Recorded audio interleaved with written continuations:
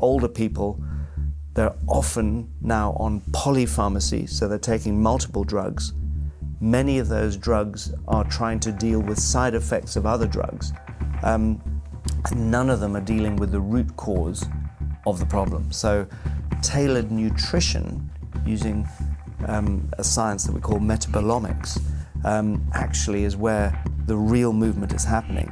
But unfortunately, if you reduce the options and the opportunities to use particular ingredients, to use high enough dosages, and you also control what you can say about these nutrients, it's very difficult for that system to function. Vandaag kijken we dus naar voedingssupplementen. Pillen, poeders en drankjes die gezonde mensen nemen om nog gezonder te worden. En meteen maar even de grote vraag, heeft het zin? Nee, supplementen hebben meestal geen zin. Dat zegt de medische wetenschap. Arjen Lubach opende kort geleden de aanval op de voedingssupplementen. Zijn ze wel zinvol en belangrijker nog, is het niet gevaarlijk om extreem hoog gedoseerde supplementen te consumeren? Daar denkt de Britse gezondheidswetenschapper met Nederlandse roots, Dr. Robert Verkerk, anders over. Er zijn grote misverstanden en de rol van Big Pharma is wederom dubieus. Hij maakt zich zelfs grote zorgen over EU-wetgeving die in een vergevorderd stadium is en onze gezondheid serieus kan bedreigen als we straks niet meer onze eigen gezondheidskeuzes zelf kunnen maken.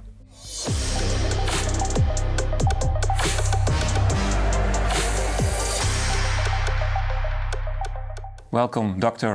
Robert Verkerk. You are actually a Dutchman, but you were brought up in the UK, so we do the interview in English. For me, a little bit difficult, but I'll try to do my best. First of all, can you explain to our audience, who are you? What are you doing? Flavio, it's an absolute pleasure to be with you. And for someone who carries a Dutch passport, you have to forgive me for not being able to speak very much of the language. Both my parents are Dutch. My brother is the well-known filmmaker, the Nieuwe Wilderness, the Wilde Stad. He's the director behind that, and recently a film on the that's great soil. work, yeah. So, and we've always had this passion for nature. So I have followed it as a scientist. He's followed it as a filmmaker. We're still very close. And obviously he has lived back in the Netherlands for the last 30 years. We were both born and brought up in Africa, actually. And then we were sent to schools in Britain. We both went to Australia. He came back to the Netherlands, and I continued my academic career in the UK at a university, Imperial College London.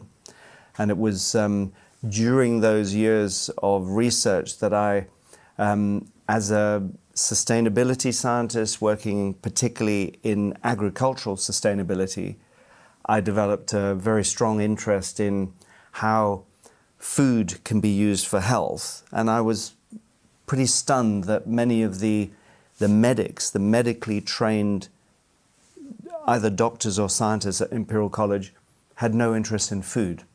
And I remember a particular moment talking to a leading oncologist at Imperial College saying, you know, we are discovering these particular compounds in cruciferous vegetables, the cabbages, kale, broccoli, etc., that have remarkable ability to eliminate the need for pesticides because they provide natural resistance against insect pests, for example.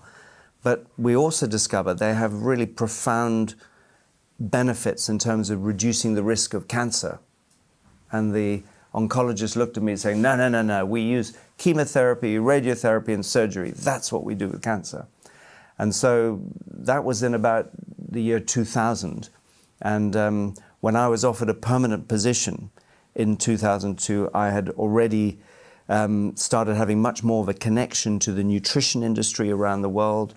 And then, of course, we started seeing the beginning of this rampage of European law that was going to regulate nutrition. So I came out of my academic, I walked away, turned down a permanent position there to start, if you like, fighting, challenging this cascade of European laws that was trying to restrict natural health. And that's actually why you're here in the Netherlands, eh? Because I got a message from your colleague and he said Robert is in the Netherlands because he's talking to lawyers. What are you fighting for? Well, in those days we were fighting to protect natural sources of vitamins. Many of the vitamins that companies are using are in fact synthetic. They're not the same as the ones we find in food, and that was our original case. Now we're dealing with the fact that the European authorities are planning to restrict the dosages of vitamins that you can find in commercial products. And with some it's okay, with others there could be profound problems. And what we're here to be looking at is particularly challenging it over their decision to limit vitamin B6, one of the key vitamins, because the European Food Safety Authority that sets what are called upper limits for vitamins has come up with what we think is a scientifically ludicrous low level of 12 milligrams, which the Dutch authorities will be forced to limit even further once they, that's from total intake, so food plus supplements. And so what we're going to be seeing is this conditioning of the Dutch public and the European public to the reasons why vitamin supplements are bad. So when the laws come through, possibly as early as next year, or at least the proposals will come through next year, the public will just accept them. But isn't it ironic then that on the national television we've been seeing a lot of information about it? Even Arjen Lubach, a famous talk show in the Netherlands, also humorous, is focusing on this subject, and he's trying to explain people that it's useless and also dangerous to use these high amounts of supplements. Let's just look at a sequence. Vandaag kijken we dus naar voedingssupplementen. Pillen, poeders en drankjes die gezonde mensen nemen om nog gezonder te worden. En meteen maar even de grote vraag, heeft het zin? Nou, het programma Pointer heeft dat aan een voedselprofessor gevraagd. En probeer goed te luisteren naar zijn antwoord, want Pointer doet er alles aan om je af te leiden. Bij de meeste mensen in Nederland komen vitaminetekorten niet voor. Dat komt omdat je als je gezond eet, een volledige maaltijd, gevarieerd eet, dan krijg je de meeste vitamine in voldoende hoeveelheden binnen. Oké, heftig. Ik zal het voor de zekerheid even herhalen. Nee, supplementen hebben meestal geen zin. Er zijn groepen mensen die extra vitamine D nodig hebben. Veganisten moeten soms B12 slikken. Zwangere vrouwen foliumzuur, etc. Maar dat zijn heel specifieke situaties die je met een simpel huismerktabletje kunt oplossen. Dat zegt de medische wetenschap. Yeah, it seems that there is a scientific consensus that it's not useful and it's only useful for specific groups like pregnant women. So don't use it. That's what he's saying. Absolutely. It depends where you measure that consensus. And of course, the bottom line is the Pointer Institute is very involved with the pharmaceutical interests, and that's a position that's been held for a long time. And a lot of the problem is caused by what you decide is adequate. So when they look at adequacy, so in the Netherlands, RIVM is the agency that's looking at surveying the Dutch population, they will say in most groups they are receiving sufficient nutrients from their diet alone. Now, the levels that they consider to be sufficient are based on what are called reference nutrient intakes that are about the amounts that you need to prevent deficiency diseases. They have nothing to do with peak performance or protecting your risk against long-term diseases or degenerative diseases. But on the other hand, it's also understandable that you need a regulator to decide what is the doses to use. Correct. Yeah, absolutely. So the difficulty is the regulators have been now, it's getting on to close to 20 years, trying to work out a methodology that makes sense. And the supplement industry has presented some models.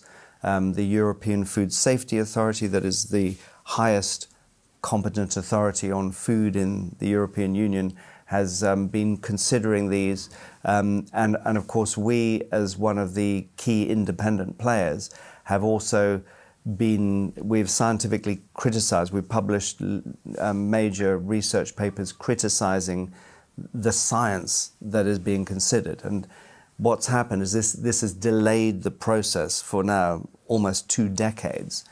And one of our interests was to say, well, if we're going to have a system that is going to affect the doses we can all take, but probably more importantly, will be in place to affect the doses that our children and our children's children, it needs to be scientifically correct. It needs to be scientifically robust. And that's why we have gone to an independent organization that was TNO in the Netherlands, and they have developed a risk-benefit system. Let's face it, everything that we consume has a risk, and usually it has a benefit. But the difficulty with the models that they have been working on at a European level is that they're just taking a toxicological view of it. They say, let's ignore benefit and we'll only consider risk. And if we see any kind of risk, we'll just stop you being able to access it.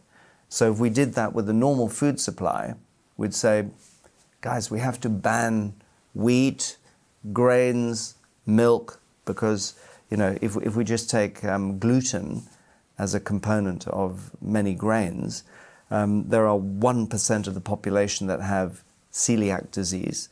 There's probably 20% or even more who have something we call non-celiac gluten sensitivity.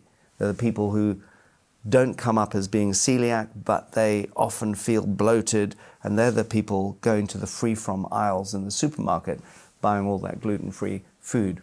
So what should a regulator do? Well, what it decides to do is to put a warning label on, telling them in bold, and this has been agreed at the EU level, that it's got this particular component in it that you can choose to have or you can choose to avoid. So the consumer has the choice. Has the choice. Yeah.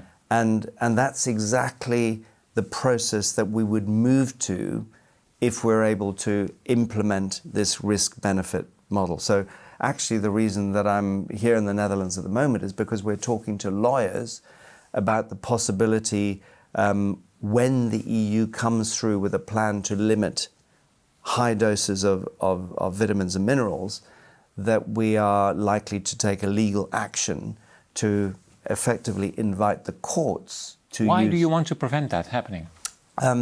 We want to prevent that because in many cases, taking well above the nutrient reference value can provide the safest alternative for people who want to promote their own health and protect their own health.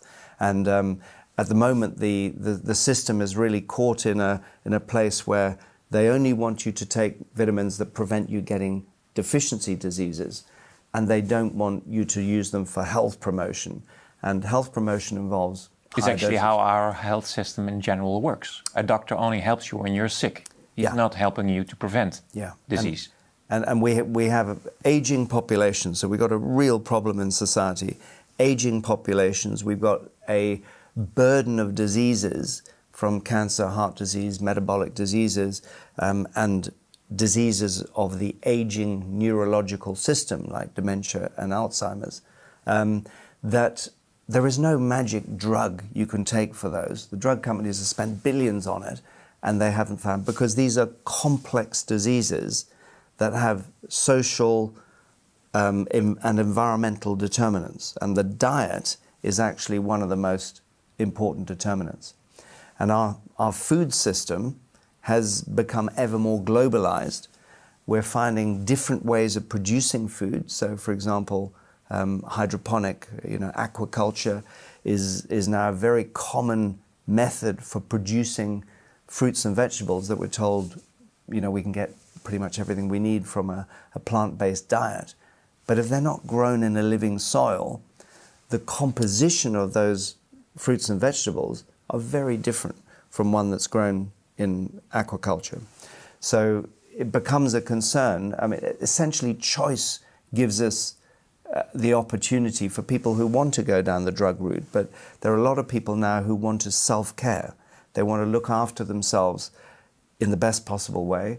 We all live lives that, from an evolutionary perspective, are not well adapted to our genes. You know, our genes are relatively unchanged for the last 20,000 years.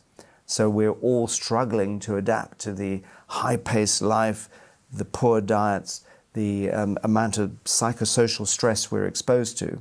And if you throw in a pandemic on top of that, or a climate change crisis, you induce more and more stress in the population. And orthomolecular medicine, that has very strong roots in the Netherlands, actually came about by some of the original work that was started before the Second World War and then really progressed in the 50s and 60s by doctors Karl Pfeiffer and Abram Hoffer, where they were looking at high-dose nutrients to protect the brain and balance neurotransmitter levels to prevent conditions such as anxiety, depression, bipolar disorder.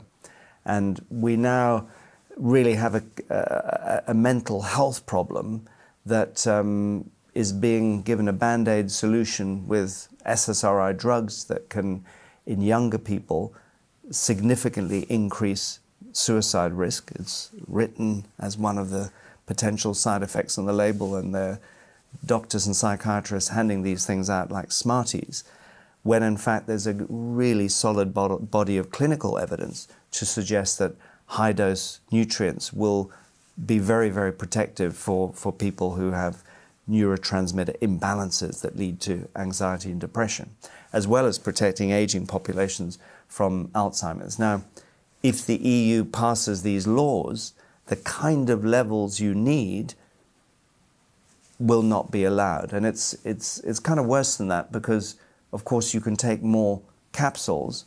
What can happen then is sometimes you can get an imbalance between different nutrients. So you can't necessarily, just because you want 5 times more dose of one nutrient, it may create a problem for one that has a different risk profile. So vitamin B12 has a very different risk profile, say, to selenium. Because they are all compressed together. Yeah, exactly.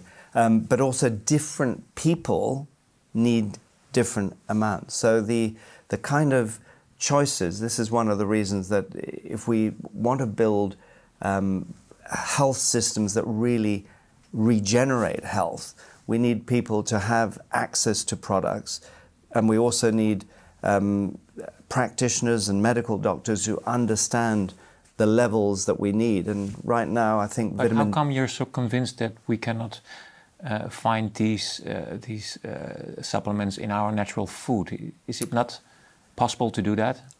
It is theoretically possible to do that. And we heard from the gentleman from the Poynter Institute saying that is it's a mantra that is used over and over again. And I would say, in some senses, I agree with the theoretical possibility. But you're probably familiar with the normal distribution, the parabolic curve that defines any normal population. The difficulty with when you look at a study of human populations, it's the science of epidemiology, is you're always faced with a normal distribution. And what they want to do is come up with a solution that is relevant to the one person who sits at the top of that parabolic curve. But the reality is there's a huge number of people in both the left tail and the right tail. And the people on the right tail are the people who need a lot more of that nutrient because they have genetic variations. That means their receptors are not so responsive. They have reduced capacity to absorb the nutrient. It's something that actually happens to all of us as we get older, which is one of the reasons that you find that older people are taking more vitamin supplements than younger people. So, yes, we can now, the technology is readily available at very low cost to be able to measure the blood levels of different nutrients. And, you know, progress is being made in that direction. Vitamin D, you can now buy off the shelf in the Netherlands and everywhere else in Europe a pinprick test that allows you to determine the amount of circulating hydroxyvitamin D, the circulating form of vitamin D, so you can see how you respond to taking the supplement. And what's fascinating there is you'll find I'm an example of it. If I want to get into the optimal circulating range, I need to take 20,000 international units compared with the 800 that the government is telling us we need. The 800 barely gets me off base level. I'm still deficient in vitamin D. How do you know that you need so many levels? Well, because the science has been very well determined for the circulating level of vitamin D. So to understand that, we need to understand what's in our blood. And what you find is many people, perhaps the people at the top of the normal distribution, may be okay with 800 micrograms. But people like myself and people who have different genetic variations need more. And 20,000 international units sounds like an awful lot of vitamin D, but actually, if we expose 80% of our body to the midday sun in the latitude that we are here in Amsterdam, we will actually produce the equivalent circulating vitamin D as being in that sun for 20 minutes. Yeah, it almost sounds like an overdose, and Arjen Lubach was also emphasizing on this particular subject. Let's have a look at another clip. Een potje multivitamine, oké, dat is tot daar aan toe. Maar bij orthomoleculaire therapie gaat het om krankzinnig hoge doses. Check de ingrediënten van Vitakruid Multidag Mama. Hier, vitamine C, 312% van de dagelijks aanbevolen hoeveelheid. Oké, maar dan, vitamine B1, meer dan 3.500%. B2, ruim 2000% en B12, 4000%. Eén pil bevat dus 40 keer zoveel als de aanbevolen hoeveelheid. Waarom zou je dat doen? Je gaat toch ook niet 40 lagen zonnebrandcrème opdoen? Of 40 keer lunchen? En vitamine B12, dat is niet heel gevaarlijk. Dus dan kun je zeggen, tja, baat het niet, dan schaadt het niet. Maar dat is niet altijd zo, vertelt deze huisarts. Vitamines kan je echt ook overdoseren. Als je bijvoorbeeld darmklachten krijgt of wat hoofdpijnklachten. Maar soms kun je ook echt neurologische klachten krijgen. Je kan nierproblemen krijgen als je echt ook te veel van bepaalde vitamines neemt. Dus het is absoluut niet zo, baat het niet, dan schaadt het niet. Yeah, this doctor is explaining it, that there's always a risk. And 40 times the level of vitamin B12 sounds like an overdose, huh? First thing to understand is that the level that is, you see in percentage terms there, is based on adequacy. It has no relationship, zero relationship with safety. So they make a mistake to draw the association. So that is the nutrient reference value that is intended to be the amount that prevents you from getting a deficiency disease. So actually the lowest level that you might need. That you need to prevent deficiency disease is certainly not the lowest level. So I've just looked at that product. It's a good product. There is no scientific evidence that any of those levels that might seem high to a lay consumer pose any risk whatsoever. In fact, if there is a risk, I mean, what stood out to me was the vitamin B12 level that Mr. Lubach made fun of. And, you know, if we look at some of the science that is looking at high-dose vitamin B intake to protect against brain shrinkage and Alzheimer's disease, you would need to take 20,000% of the nutrient reference value. Yeah, you brought in a paper about that subject, huh? I did. It's here, Preventing Alzheimer's Disease-Related Grey Matter Atrophy by B Vitamin Treatment. And what does this paper say? So this is a benchmark study carried out at Oxford University, published in 2013, that shows 3 low-cost vitamins in the form of folate, B6 and B12 can do something to the brain in terms of reducing brain shrinkage that no drug has ever been shown to do, despite millions and millions being thrown into it. However, the doses are on the high side. If we look at B6, the level of 20 milligrams, what the EU has made a very recent decision on is that the upper safe level should be brought down to 12 milligrams. And that means if they regulate the amount that you can have in a vitamin, they will probably subtract the maximum amount that people can get in the diet, which might be 4 milligrams, which brings you down to a very low 8 milligrams.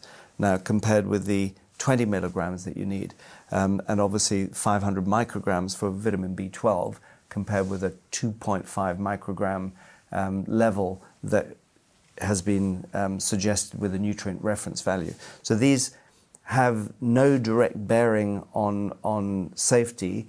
What happens is that when we start to take higher levels, we see a whole range of, if you like, medicinal properties of nutrients. And this is a very important point in science and in law, that there is the regulatory framework at the moment says if you want to do something medicinal, you're not allowed to do it with food. You're not allowed to, particularly not allowed to do it with supplements. So they have to regulate supplements to this very low level. And the difficulty is the drug companies are not going to suddenly produce a product that has those higher levels. So who loses out but the citizens? When people, and of course this benchmark study is now being used by clinicians all over the world, nutritional practitioners, functional medicine practitioners, typically what they'll do is measure the circulating level of a marker for heart disease called homocysteine, and if that homocysteine level is high, it contributes to brain shrinkage. And what happens is when you take those high-dose B vitamins, it reduces homocysteine as a marker of inflammation, and it reduces the rate of brain shrinkage and protects against Alzheimer's. Now, it might create a self-fulfilling prophecy that it's of no use. The reality is we've seen it being incredibly valuable. So this talks both to the neuroprotective benefits of high-dose nutrients. So, for example, at the EU level, there is a permitted health claim that says that these B vitamins can be used to support normal neurological function. What they're not allowed to do is to say, guys, this is going to protect you from having senior moments, losing your memory, cognitive impairment. Because that's a health claim. Because that becomes a medicinal claim that is the area reserved by the drug companies who are going to sit on it. And it's the citizen that loses out. And we have a very serious problem. So this is one of the reasons, and we're not suggesting that vitamin supplements are the only way of doing it. It has to be food first. We've recently published... But it's also understandable if there are no good studies that you're not allowed to make certain medical health claims.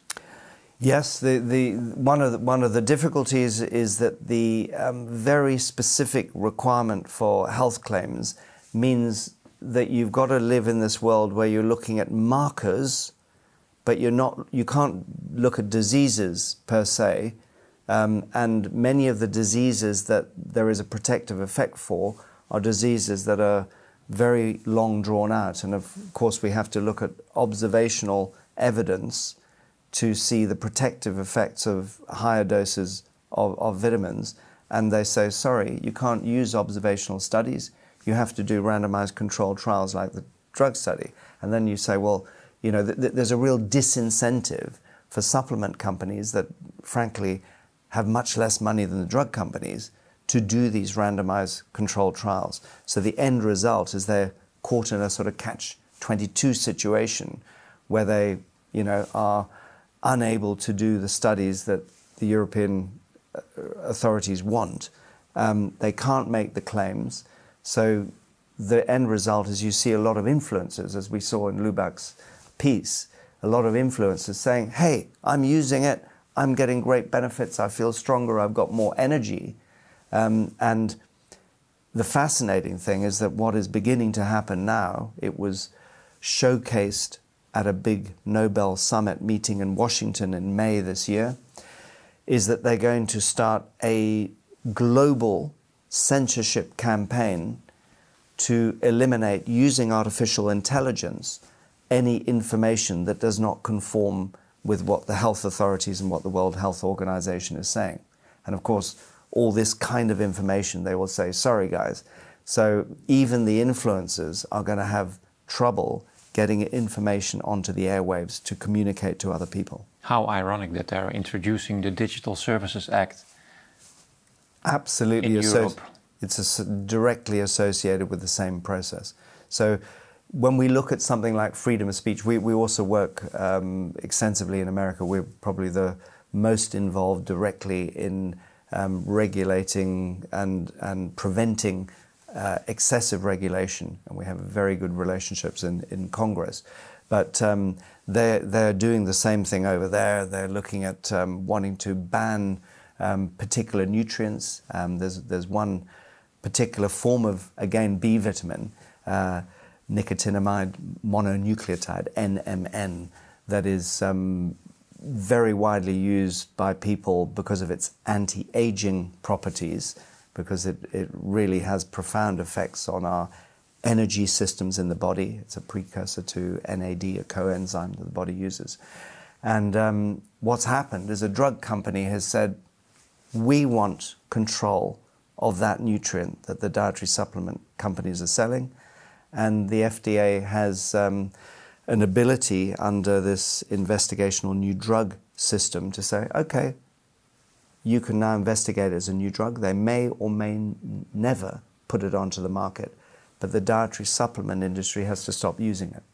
So, you know, the system, the regulatory framework has always been built to benefit the dominant healthcare modality on the planet today, which involves delivering new-to-nature medicines, often protected by a patent, that actually are not showing any significant benefit for most of the conditions that we now face, and we're going to face at an ever-increasing amount: cancer, heart disease, metabolic diseases like type 2 diabetes, and Alzheimer's, dementia, etc., plus a whole slew of autoimmune conditions as we struggle to adapt to the modern environments that we live in.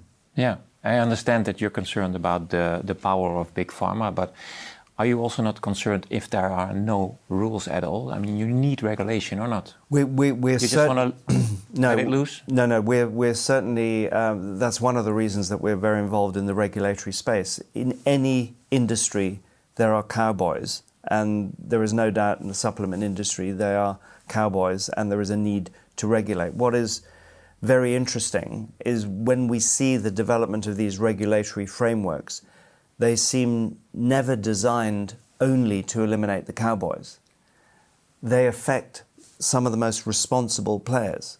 I believe the company that Verkerk, that Mr. Lubach showed there, is a company that's playing by the rules, following the law, and look, they get made fun of, partially because he doesn't understand the science of all of those levels, and it is something. But this is a consistent strategy to get into the public mind that you don't need any of these products. Go to your doctor, and he or she will prescribe the drugs that you need. Why would they want us to go that road? Well, first of all, there is an incentive to ensure that the industry does well. For 80 years, the pharmaceutical industry has dominated healthcare with its new-to-nature products. It has had some problems of late in the after the turn of the millennium, particularly after 2010. Some of the major drugs, particularly the lipid-altering drugs, statins, etc., fell off patent. So now they're looking for new opportunities of how to control that space.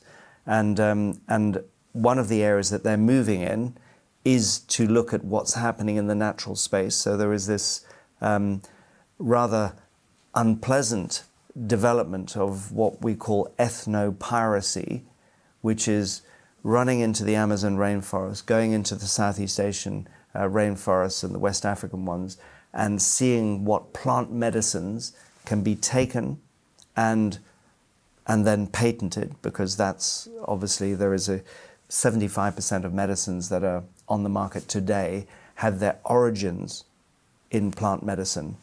But what happens when we isolate particular ingredients and then deliver them in high doses away from the matrix that they normally are delivered in, they have a completely different effect on the body. And that's one of the reasons that you will find that prescription medicines are now, and Peter Gotcha from Cochrane Collaboration, now departed from that, was the first to really put this data together to show that prescription medicines prescribed correctly are now the third leading cause of death in society.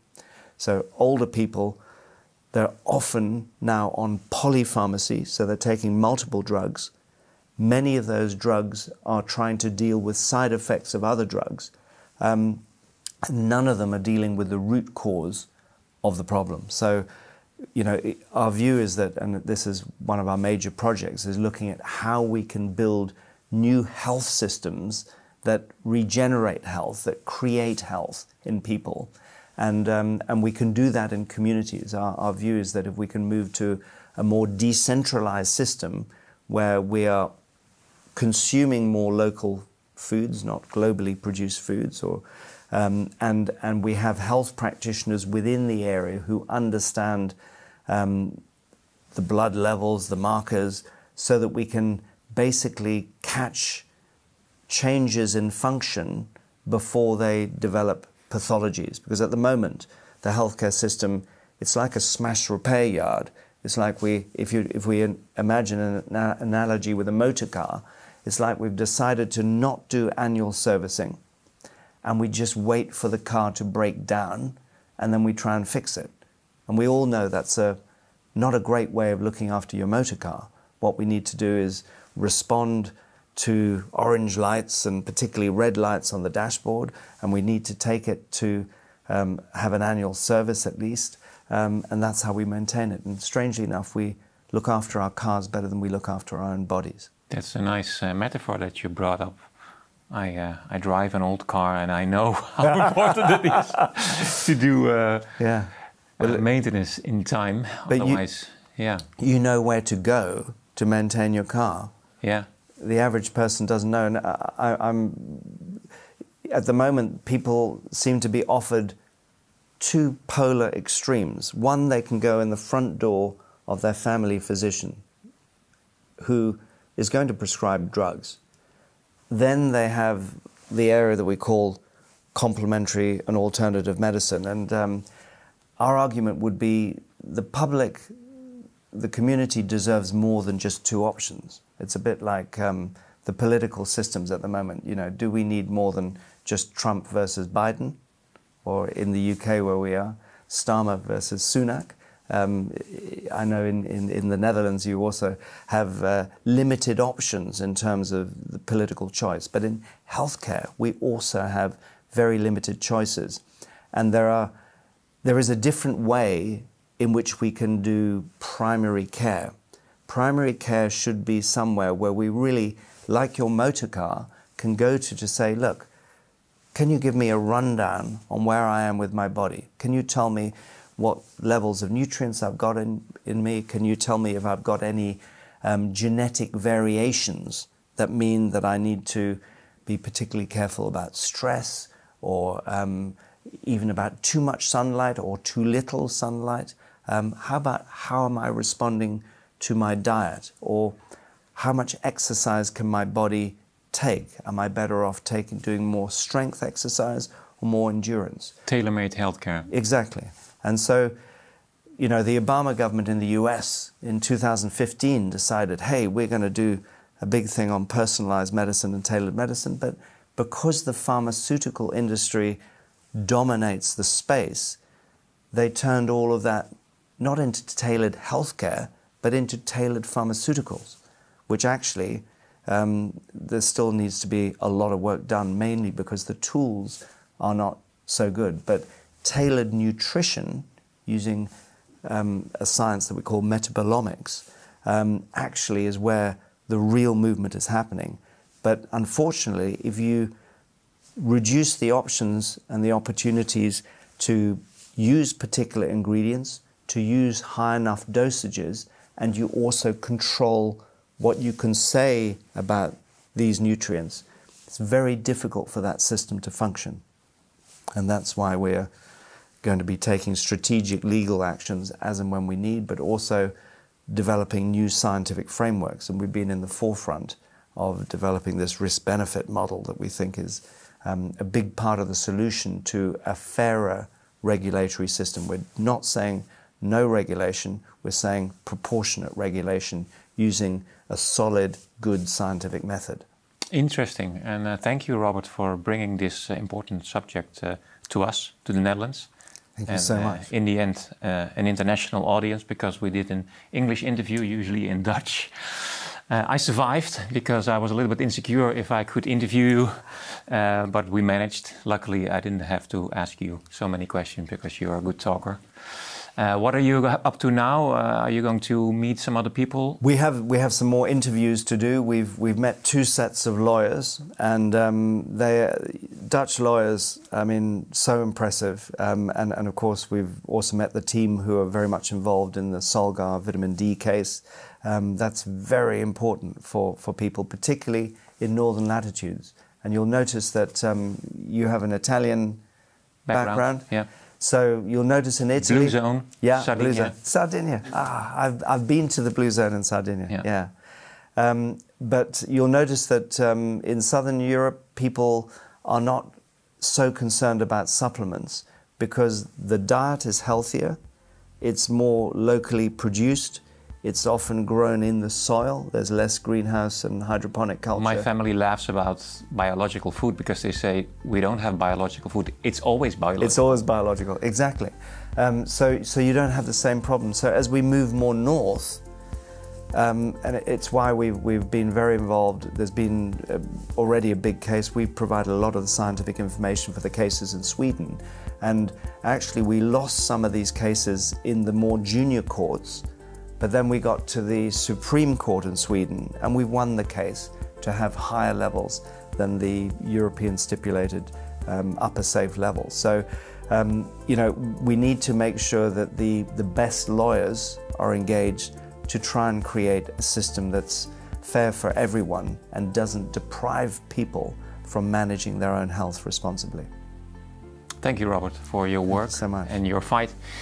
Dankjewel voor het kijken. Zoals ik meestal aan het eind van de uitzending ook wel uitleg, op maandag, woensdag en vrijdag maken wij altijd uitzendingen met Blackbox Today om 7 uur over allerlei actualiteiten. Vandaag dus weer een mooie lange uitzending met deze interessante wetenschapper.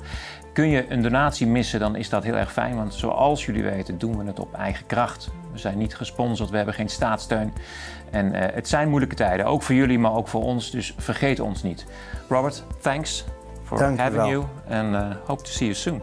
Look forward to it. Thank you, Flavio.